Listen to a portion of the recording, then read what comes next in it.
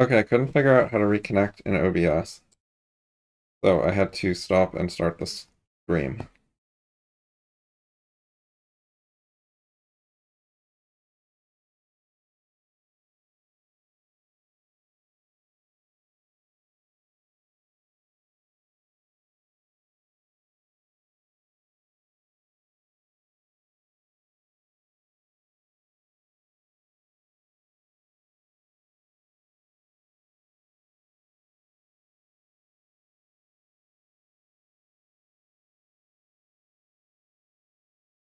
Okay, added the transitions.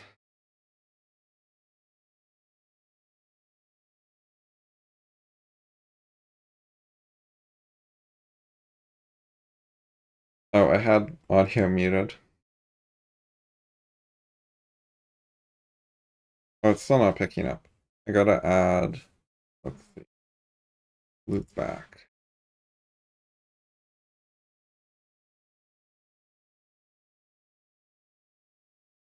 Final cut.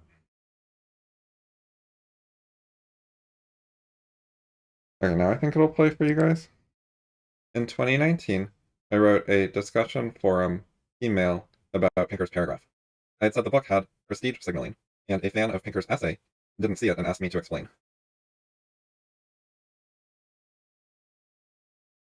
Yeah, I want to cut most of that. For the first sentence, what's that? To explain. For the first sentence, I said Pinker is communicating that he knows what the great ideas in human history are and that he's an expert judge of that. He's communicating that he knows terms that lay readers don't, like Elon Vital, and that this knowledge is relevant. And cut a little more. Not too much.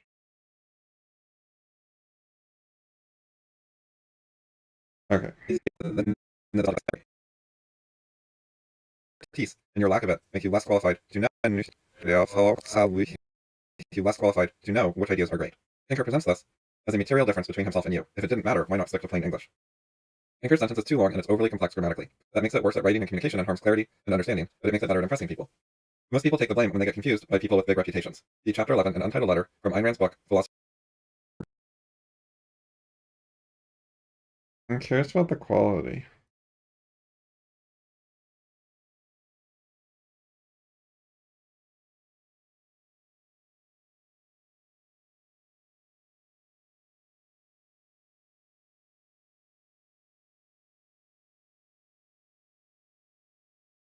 It just looks, the blue looks more faded out than I expected.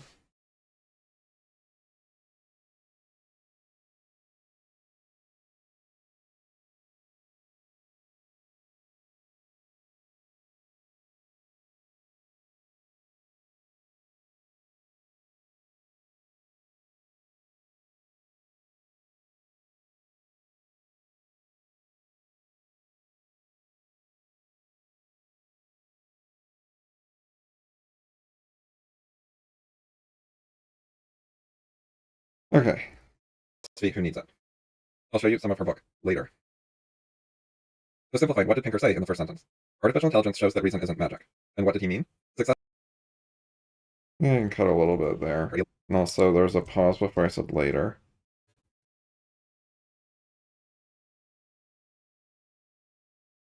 So simplified, what did Pinker say in the first sentence? Artificial intelligence shows that reason isn't magic. And what did he mean? Successfully building an artificial intelligence would show that reason isn't magic. At least that's how I interpreted it at the time, because that makes more sense, because we haven't built an AI that can reason like us. So in all those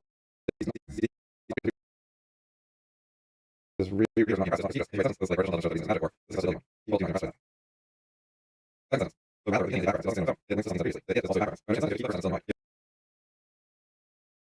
To fit them both in your mind. You can't tell what the second sentence said without remembering stuff from the first. Oh, that was a weird pause. All right. Put that down and try it again. You can't tell what the second sentence said without remembering stuff from the first. Pinker is already putting too much intellectual burden on his readers. It's unnecessary and confuses people. He's making it too hard for people to follow. What does the it refer to? It's not trivial to figure out. It's reason, which is from the middle of the first sentence. Normally you get better grammatical guidance for what pronouns refer to.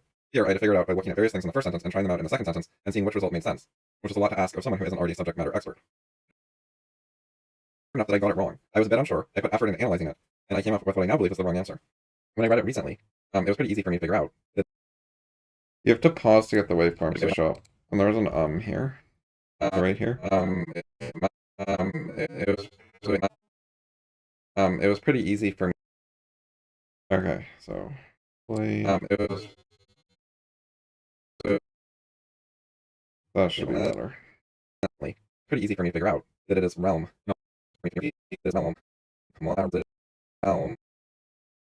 Realm, not reason. And I think that's because I've been doing grammar. It is realm, not reason. And I think that's because wait, where was my cut? Read it recently. Pretty easy for me to figure out. Pretty easy for me to figure. I think I cut too much.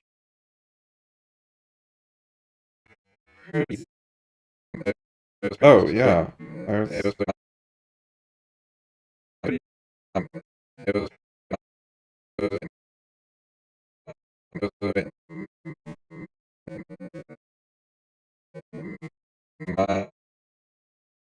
It was pretty easy. It was. Okay, so right here. By deleting that, play it. It was pretty easy for me to figure. Okay, that's better. This is easy out that it is realm, not reason. And I think that's because I've been doing grammar practice in the last few years, and so it's become more intuitive to me what the grammatical structure of sentences is. So previously my intuitions were not good enough, and now they are.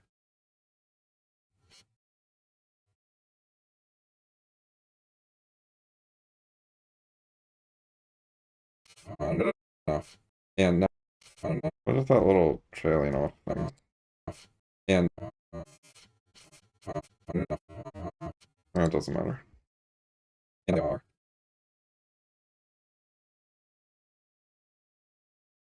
And, okay. And now they are. Even today, I didn't instantly or automatically know what it was just from reading. I had to look back at the first sentence and think about it for a little bit. It's not simple enough to just read quickly and normally without rereading anything previous and figure it out. One reason I'm confident it's realm is it makes a better parallel if its realm can be linked to realm. Another reason is that realm here is the subject in the second clause. And this other stuff are modifiers. The realm is leading the subtree for this whole subject noun phrase. Okay, big gap.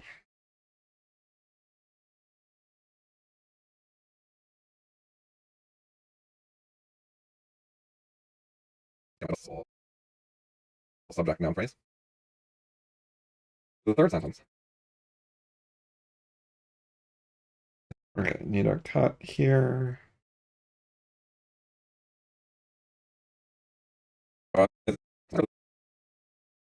The third sentence is about knowledge patterns. So I wrote system. I'm gonna cut that more. It is about knowledge patterns. So I wrote systematic relations are patterns, right? That's what's systemic about them. I wrote systematic relations are patterns, right? That's what's systematic about them. The relationship appears. Oh yeah, that's where I needed to find. I wrote systematic relations are patterns, right? That's what's systematic about them. The relationship appears. Skipped frames due to encoding lag is 7%. That seems bad.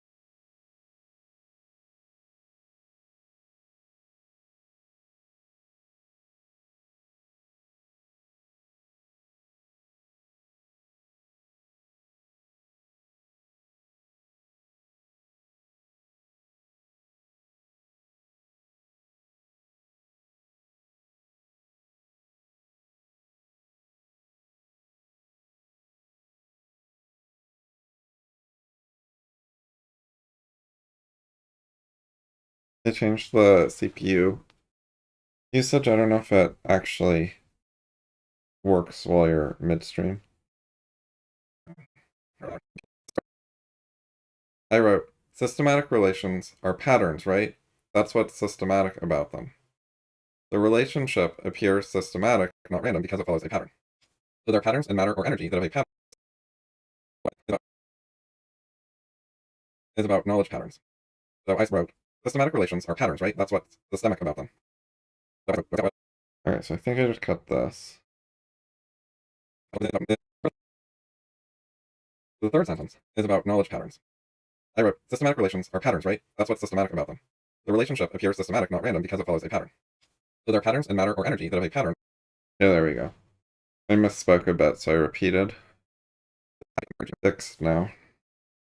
Relationship with states of the world. That is, with states of matter and energy. They also have a pattern relationship with one another, which is redundant. Approximately 0 readers noticed the redundancy, and neither did Pinker, because the complexity of the writing is making it too difficult for people to clearly follow what it means. It says basically, knowledge equal patterns in matter or energy, which have pattern relationships with matter, energy, math, logic, matter, or energy. So this is not a useful explanation. It's bad, but it's disguised as something good or insightful. For the next sentence, there's a big pause. Do I need a cut here? Matter or energy. So this is not a useful explanation. I'm gonna cut a little bit. Then here. By that. Disguised as something good or insightful. For the next sentence, I commented, reasoning is pattern-preserving changes? Profound? No. Reasoning involves figuring out which patterns matter, which to preserve, among other things. Pinker is writing super abstractly, but isn't saying something useful. On the purpose thing, I said I looked purpose up in the thesaurus, and it listed goal as a synonym. I already knew that. I wanted to double check that everyone else is trying to achieve that purpose. He disguised this using a synonym. And also, I thought that Jerry Fodor was a name drop at the end.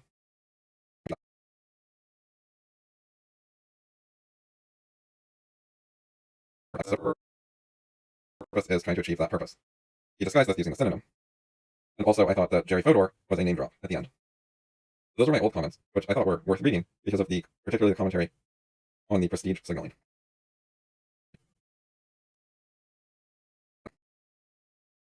Which is a topic Ayn Rand talked about, as I mentioned, I referred to.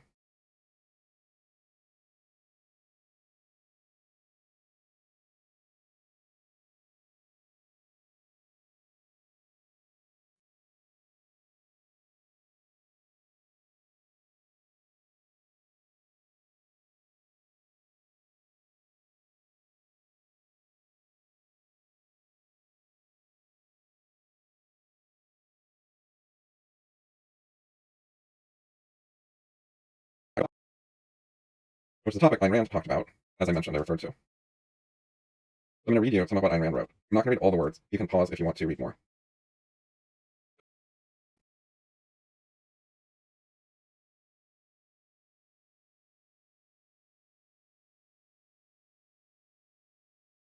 I'm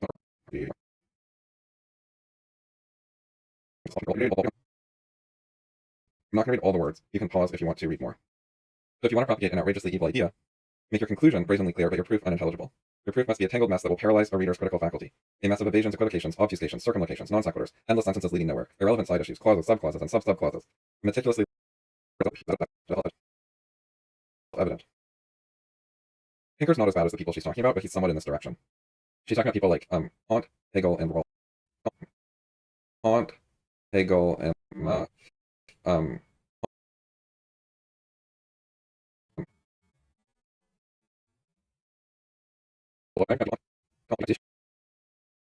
she's talking about people like Kant, Hegel, and Rawls. An unread and unreadable book serves this purpose. It does not count on men's intelligence, but on their weakness,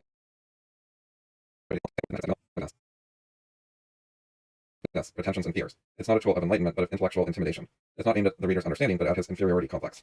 An intelligent man will reject such a book with contemptuous indignation, refusing to waste his time on untangling what he perceives to be gibberish, which is part of the book's technique. The man able to refute its arguments will not, unless he has the endurance of an elephant and the patience of a martyr.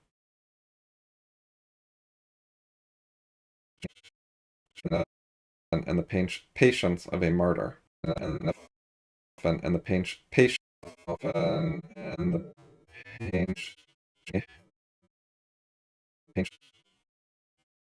the he has the endurance of an elephant and the patience of a martyr. A young man of average intelligence, particularly a student of philosophy or of political science, under a barrage of authoritative pronouncements acclaiming the book as scholarly, significant, profound, will take a length for his understand. More often than not, will see the book seriously scientific group, and he long is anything grasp it. Anxious above all to hide his ability, he will process agreement, and the less understanding, the louder his agreement, will the rest of the class experience the same mental process. Most of them will stop will easily, and lose their emotional integrity, and condemning themselves to a clock of approximation, uncertainty,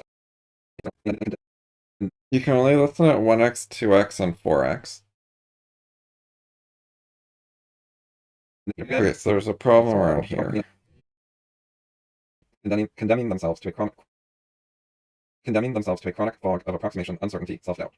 Some will give up on the intellect, particularly philosophy, and lose their intellectual integrity, condemning themselves to a chronic integrity. Okay, so I just screwed up right there.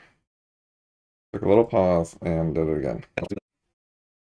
And lose their intellectual integrity, condemning themselves to a chronic fog of approximation, uncertainty, self-doubt. Some will give up on the intellect, particularly philosophy, in turn.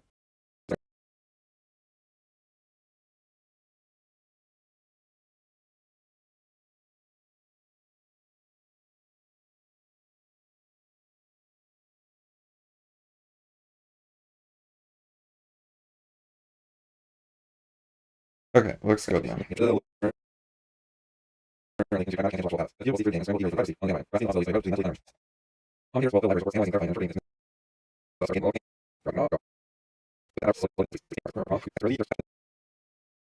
They'll spread around academia, ranging from healers to memorizers to colonizers to the avant-garde. The contradictory and ethical nature of such observations will strive to look for validity.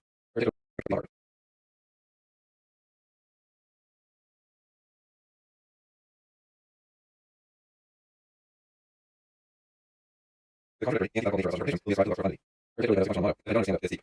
The students believe that the professors know proof of theory. The professors believe that the commentators know it. The commentators believe that the author knows it. The author believes that it never exists, and then knows authors. With integration, the number of commentators will learn such portions of the original is philosophical speculation requiring the lifetime study. And any refutation of a study will be more productive if accompanied by full discussion of the theories of all commentators. The passage will be able to undertake. This is a process on entangled higher dominance. Many professors of philosophy today have no idea what Kant actually said. So Pinker is like a medium version of that kind of thing. So if you want to be great at philosophy, critical thinking, debate, rationality, etc., you should analyze.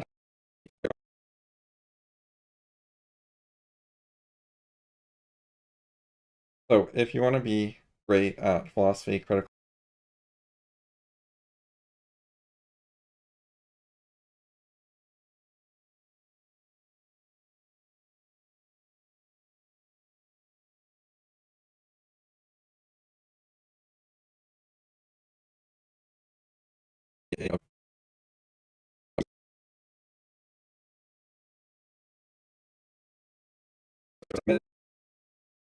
Many professors of philosophy today have no idea what Kant actually said. So Pinker is like a medium version of that kind of thing. So if you want to be great at philosophy, critical thinking, debate, rationality, etc., you should analyze some text in as much detail as this video. A lot of it should be routine, understanding grammatical structure. Okay. I notice when I'm reading text, my voice loudness is a lot more consistent than in the video as a whole.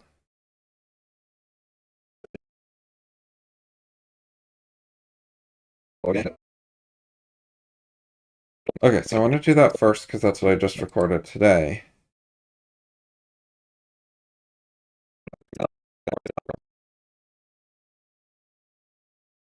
Now I will find my place. Right here. Got a bit more to edit.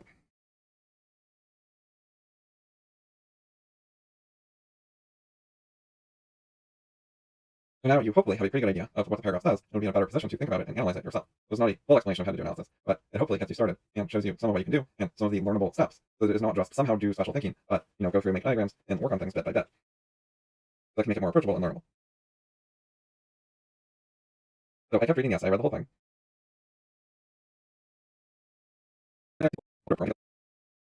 That can make it more approachable and learnable.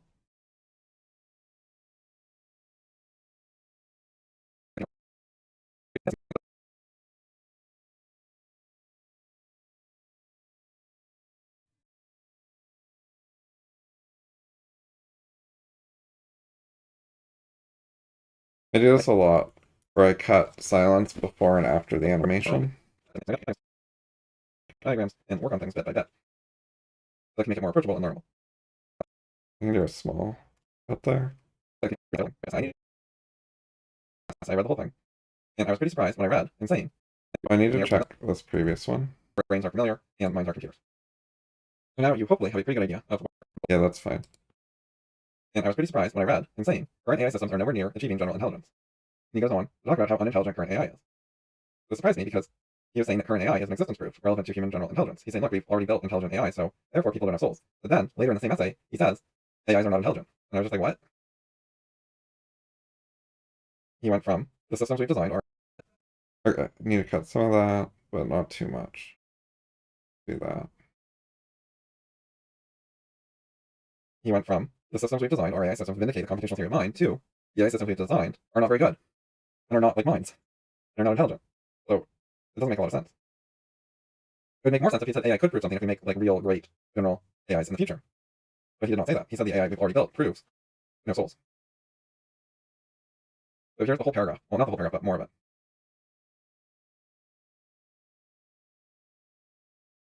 Here's what Pinker said at greater length. Current AI. Okay, so that was a restatement. But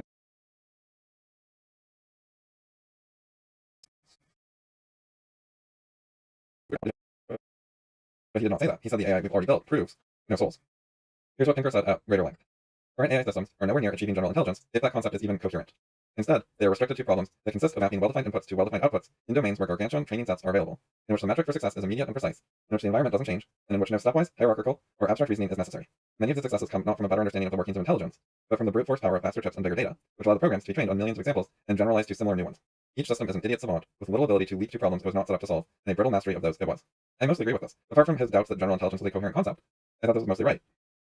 But it contradicted the first paragraph, which I thought was problematic.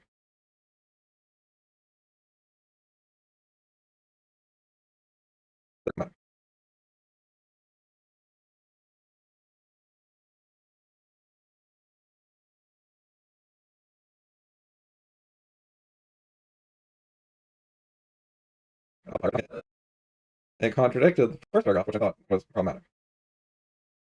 One of the things I hope this shows is that research is useful. You can look things up and find out extra details about things and then relate them to what you're reading. When you're analyzing a paragraph, knowing what other paragraphs said, or what encyclopedia articles say, or so on, can be relevant and helpful and let you do a better job.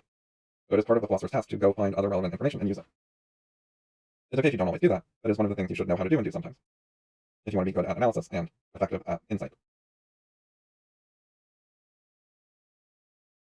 So, if you, Pinker, believe that current AI does not have general intelligence, yeah, that pause was way too long. Analysis and effective at insight. So, if you, Pinker, believe that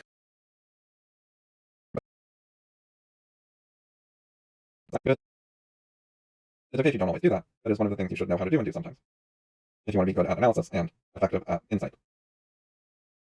So, if you, Pinker, believe that current AI does not have general intelligence, or anything similar, it is basically brute force tricks, why would you conclude that current AI shows human intelligence can be achieved with soulless computers?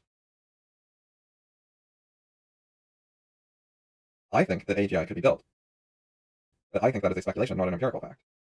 Pinker seems to have doubts that an AGI can ever be built.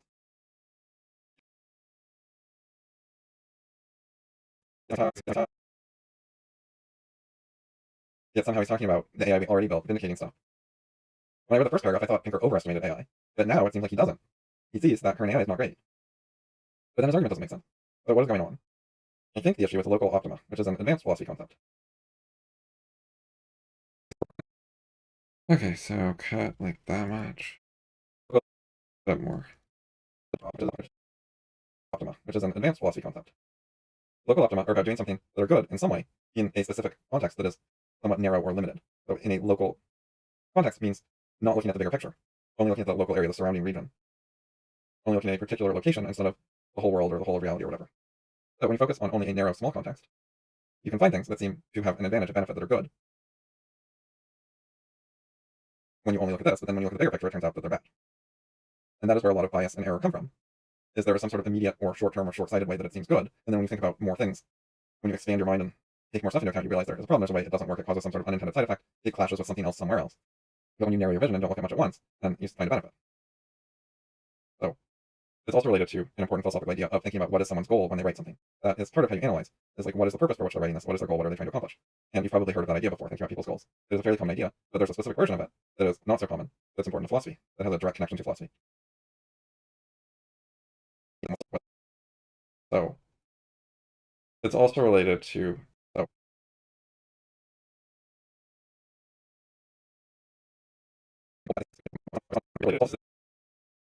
it's also related to an important philosophical idea of thinking about what is someone's goal when they write something. That is part of how you analyze. Is like, what is the purpose for which they're writing this? What is their goal? What are they trying to accomplish? And you've probably heard of that idea before, thinking about people's goals. It is a fairly common idea, but there's a specific version of it that is not so common, that's important to philosophy, that has a direct connection to philosophy. The issue is, what is an error? Depends on what your goals are. If you're trying to achieve one thing, something could be an error because it stops you from achieving that. But if you're trying to achieve something else entirely, then that issue might not be an error, might not matter, might not be relevant. So when you see people making a bunch of errors, usually part of what's going on that's important to philosophy, that has a direct connection to philosophy. The issue is, what is an error?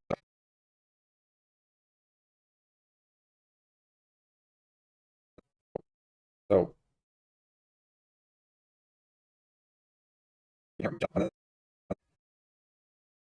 then that issue might not be an error, it might not matter. Then that issue, right, like trying to achieve something else entirely, then that issue, then that issue might not be an error, it might not matter, it might not be relevant. Something could be an error because it stops you from achieving that. But if you're trying to achieve something else entirely, then that issue might not be an error, it might be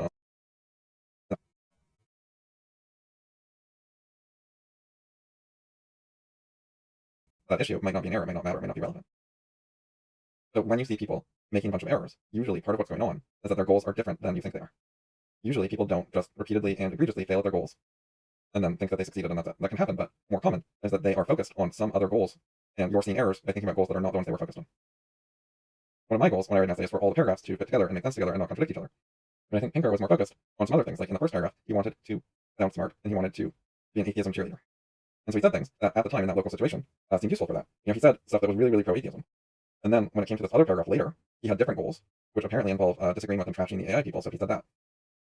So when he's pro-atheism, he can sometimes come off as pro-AI for that purpose, but then when he's talking to the AI people, he's very critical of them. For whatever reason, I don't know why, but... So I think when writing the separate parts, he just had separate goals in mind. And what he wrote in each passage, although they may contradict each other, they each served a purpose at the time he was writing it, like in that part of the essay. So that is a broad, general explanation of what's going on. That does not provide the full specifics. There's more to know, but it gives a conceptual framework that can explain how this kind of thing could happen.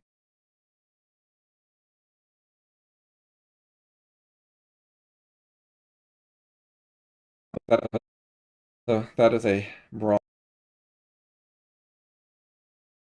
So that is a broad, general explanation of what's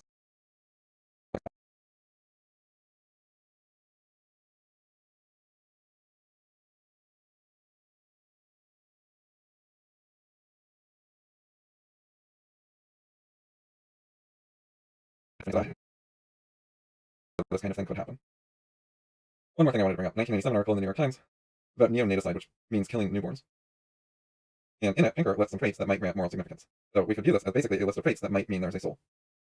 So the traits are having a unique sequence of experiences that defines us as individuals and connects us to other people, an ability to reflect upon ourselves as a continuous locus of consciousness, to form and savor plans for the future, to dread death, and to express the choice not to die. And the idea is any one of these might indicate moral significance.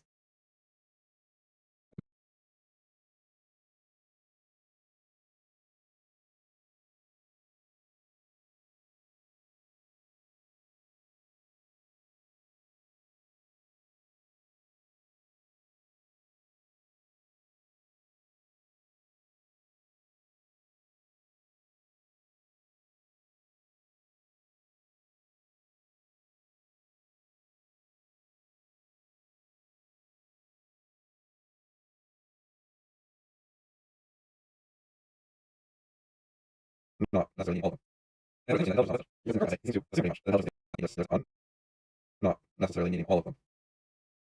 I thought it was interesting that intelligence was not listed, because in the current essay, he seems to assume pretty much that intelligence is the only important thing, minds are all that matter. Now, the things listed here, maybe one of them implies intelligence. Maybe intelligence is a prerequisite, and if they have this thing on the list, then they must have intelligence, because it's the only way to get the thing on the list. Maybe, maybe not. There's some room to debate that. Maybe, maybe not. There's some room to debate that. There's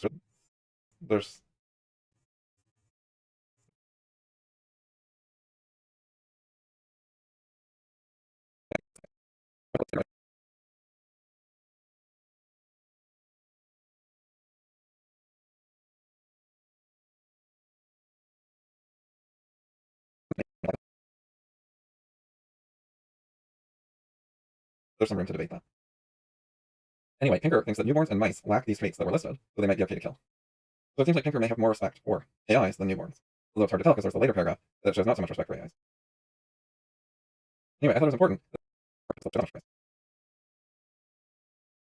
Anyway, I thought it was important that there are all these other things other than intelligence that might indicate a soul, but then he tried to argue that if the AIs are intelligent, then we don't have souls. He didn't talk about whether the AIs have these other traits, like expressing the choice not to die, or reflecting on ourselves as continuous locus of consciousness, whatever that means. Like, do the AIs do that? And if not, is that why they don't have a soul, if they don't, rather than it having to do with silicon or intelligence? I think it's a local optima thing again. When he was writing this article, he had reasons to bring up these various traits, because he thought newborns don't have them, and so he could say, hey, maybe we can kill newborns since these are the traits they don't have. And these are the ones moral philosophers said might be important. But then when he was trying to write about atheism and souls not existing, which actually isn't what much of the essay's about, but if that was really choppy. Yeah. So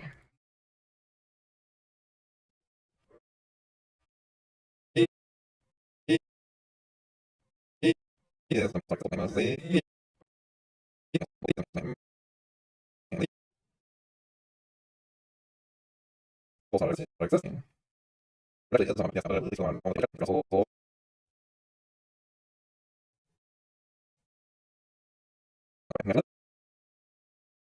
then when he was trying to write about atheism and souls not existing, which actually isn't what much of the essay's about, but at least for the one paragraph he's writing about that, then it was more convenient for him as a local optima to say the issue is all about intelligence. So if AIs have intelligence and AIs don't have souls, then intelligence doesn't require a soul and humans don't have souls.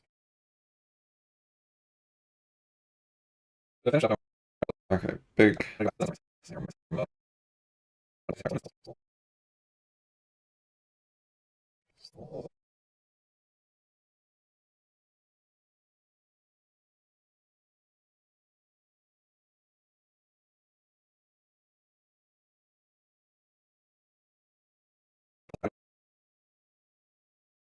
To finish up, I want to go back to the sentence summaries. You can look at this short summary and try to see how the ideas fit together, try to remember some of the points I made, try to do some ground analysis using these summaries as a starting point. Okay, that's choppy.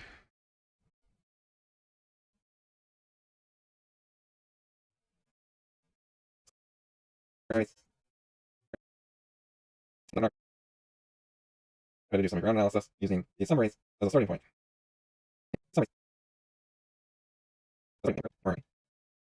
And try to see how the ideas. Part of being able to analyze well is being able to look at different levels of detail. I can create summary things that are lower detail, and they let me see more information at once. It gets more condensed. But I can also go into a lot of detail and go into lengthy tangents about whether Fodor dubbed the computational theory of mind or not. So being able to zoom into finer detail and analyze that, and then zoom out to lesser detail and analyze that way is a really important skill. You want to be flexible. You can look at things from multiple levels of detail. Dubbed the theory of mind or not. So being able to zoom in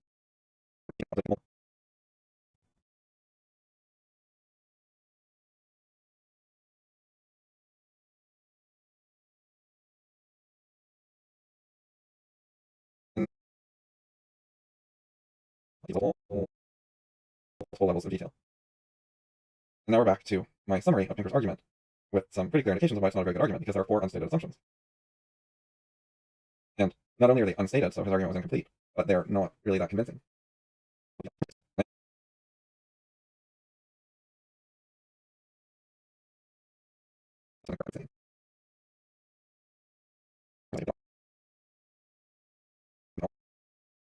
So his argument was incomplete, but they're not really that convincing. Maybe the Occam's razor one would satisfy you. The other one's not so great. Souls could be connected with something other than intelligence, like moral value or consciousness.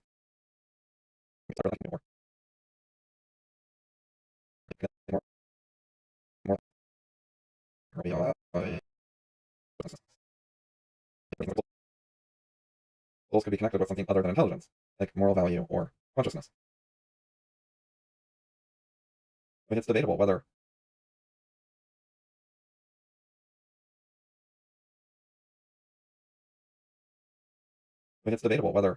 AIs would be conscious like us, or simply be able to compute intelligent seeming, purposeful seeming behaviors and ideas and answers. The idea that there's only one type of intelligence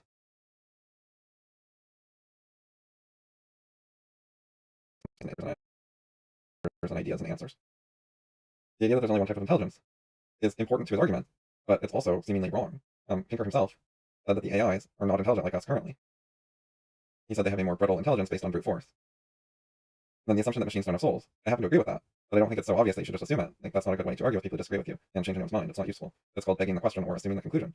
It's taking a controversial point that people disagree about, then assuming you're right about it, and then working from there instead of arguing that you are right about it.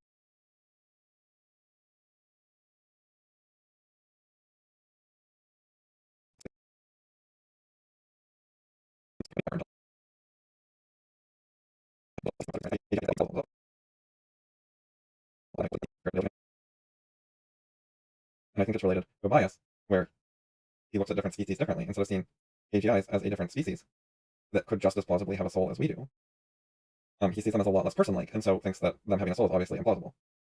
Now, where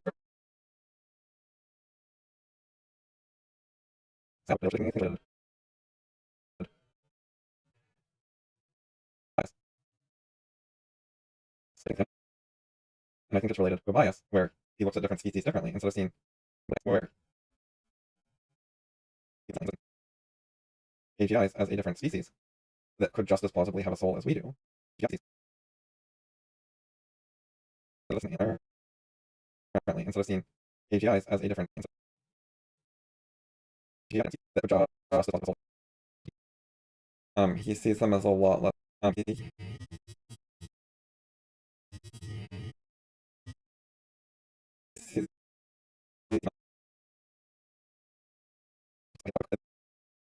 that could just as plausibly have a soul as we do. He sees them as a lot less person-like, and so thinks that them having a soul is obviously implausible. Now, I grant that a person having a soul seems implausible to me and probably to Pinker as well, but it seems like, from his perspective, somehow a machine having a soul is even more implausible. Whereas to me, it's really about the same. I'm just like, souls are dumb. Or, I could give more intelligent reasoning. But the point is, it's just the same to me. Like, a soul is a soul. A person having a soul seems about as dumb as a machine having a soul. I don't really see what difference it makes. There's nothing about a person that seems more suitable to a soul to me.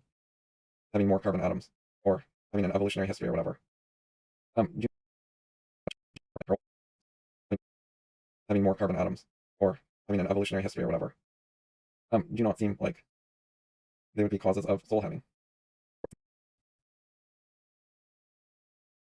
Um, um,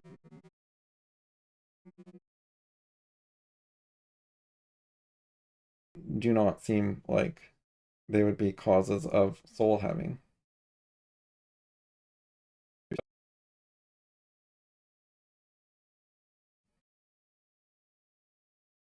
So if you want to be able to read things and understand what they say, and find unstated assumptions and critique them, it is a learnable skill. Most educational sources on it are not unstated critique.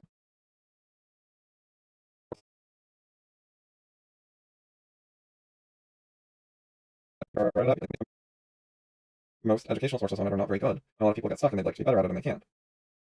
But I found ways to break it down and make it more accessible. You could make grammar trees and practice them.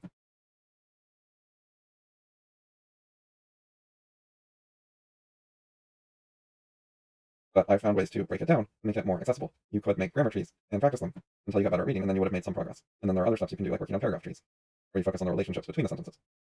In 2019, I wrote a discussion forum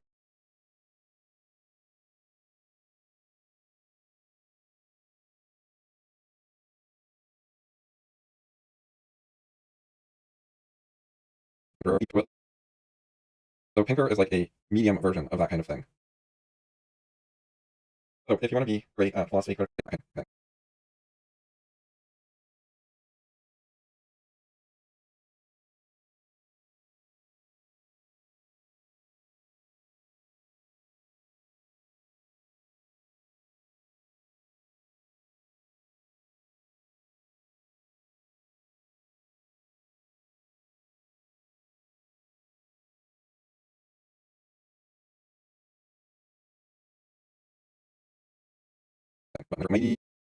medium version of that kind of thing. So if you want to be great at philosophy, critical thinking, debate, rationality, etc., you should analyze some text in as much detail as this video. A lot of it should be routine. Understanding grammatical structure would be either something that you do with diagrams and put work into, or, better than that, automatic, something that you just read quickly, naturally, intuitively. And because you've practiced in the past, you automatically know the grammatical structure and what the tree would be like. So that writing on the tree wouldn't add anything. It wouldn't give you any extra insight because you already know it all in an intuitive way. But very few people are able to do that. They have like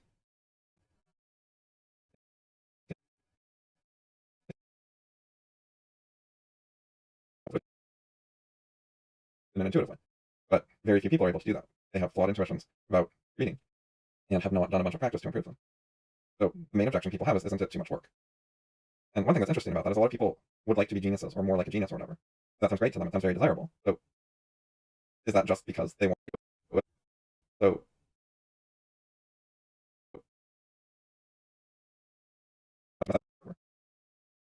that sounds great to them. It sounds very desirable. Is that just because they think geniuses are just naturals who don't put in work? Is that what they really want? Or is it the result, the actually being clever and having good ideas that they want? Because if you could be a genius, but with a lot of work, that sounds okay to me. Um,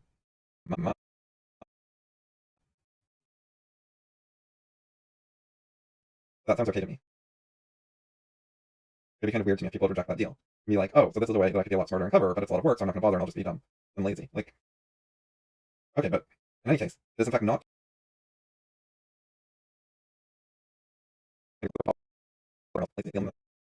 and lazy. Like, let's see.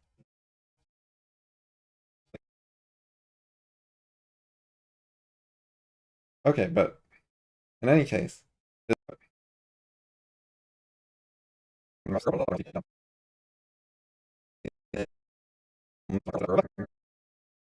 clever, but it's a lot of work, so I'm not going to bother and I'll just be dumb and lazy. In any case, it is in fact not too much work. And the reason is that you can practice things so they become easier, intuitive, subconscious. With practice, you can reprogram your subconscious to be better.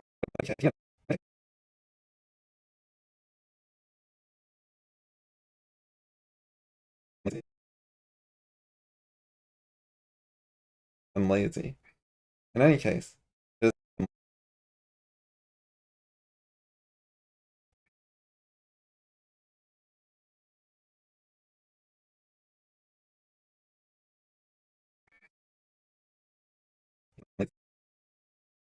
and lazy. In any case, it is in fact not too much work. And the reason is that you can practice things so they become easier, intuitive, subconscious. With practice, you can reprogram your subconscious to be better at reading.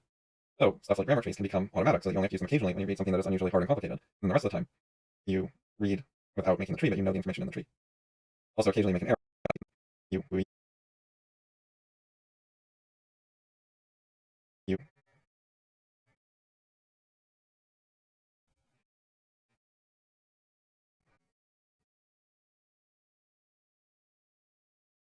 read and the rest of the time, you read without making the tree, but you know the information in the tree. Also, occasionally make an error, and then you make the tree in order to help you figure out what the error was. So, is that realistic? Is that plausible?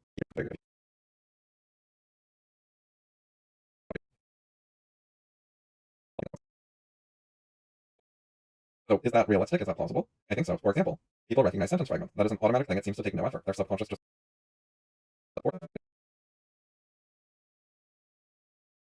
their subconscious just does it for them. You read a sentence, and you know it was a complete sentence, or you read it and you know that was a fragment.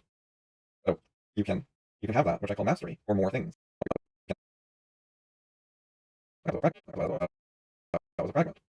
You can have that, which I call mastery, or more things, not just the things you already have, like sentence fragments. You can develop it for other stuff if you practice. You can develop it. You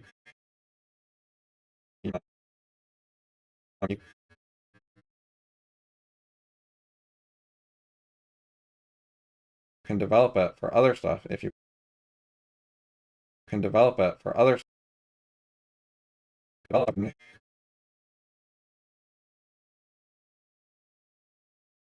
can develop it for other. You can develop it for other stuff if you practice.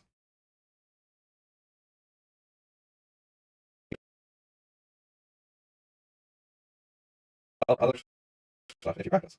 So it takes work because you have to practice, but you don't have to keep making the trees and putting in all the work every single time in the future. It's not that much work.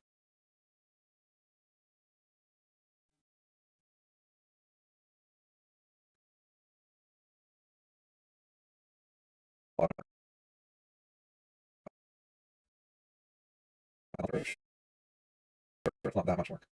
Learning to read was a lot of work, but now most of it is automatic and doesn't seem all that high effort. You can do the same thing with more advanced stuff. If you work your way up and keep doing that, practice things, make them automatic, then practice more advanced things, make those automatic, and so on. And keep doing that, practice things. If you work your way up and keep doing that, practice things. And keep doing that, practice things. And keep doing. If you work your way up and keep doing that, practice things, make them automatic, then practice more advanced things, make those automatic, and so on. You keep doing that repeatedly. That is how you become a skilled philosopher. You can actually do effective rational analysis. So some other examples of things people master, and it's already common that people master this complex stuff, are verb tenses, subject verb agreement, or modifier order. Some of them, you don't even know they're a thing and you've mastered them. But a lot of people have never heard of modifier order. I didn't know about it until I was studying grammar, but I already knew how to do it right intuitively. So, is it big red ball or red big ball? Big, big, big red ball or red big ball? Only one of those is correct in English, because there are priorities, or what types of modifiers go first, and second and third and fourth and so on. You can't just put them in random order. Red big ball sounds wrong. So your subconscious knows that. It's automatic. It doesn't take extra conscious effort in order to detect when the modifiers are in the right order or the wrong order. And then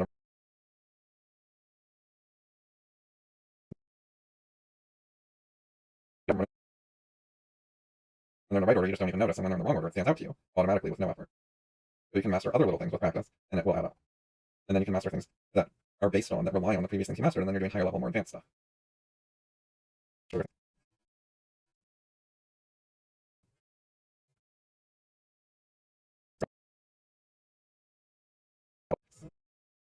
And it will add up. And then you can master things that are based on, that rely on the previous things you mastered, and then you're doing higher level, more advanced stuff. And you can build up that way. If you like this and you want to learn more,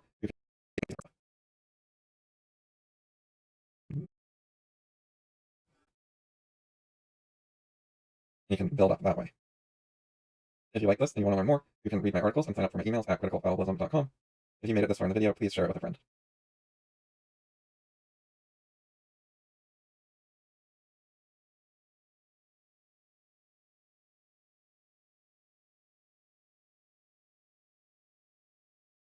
Like at 35 minutes or so. Cut rate a little over 20%.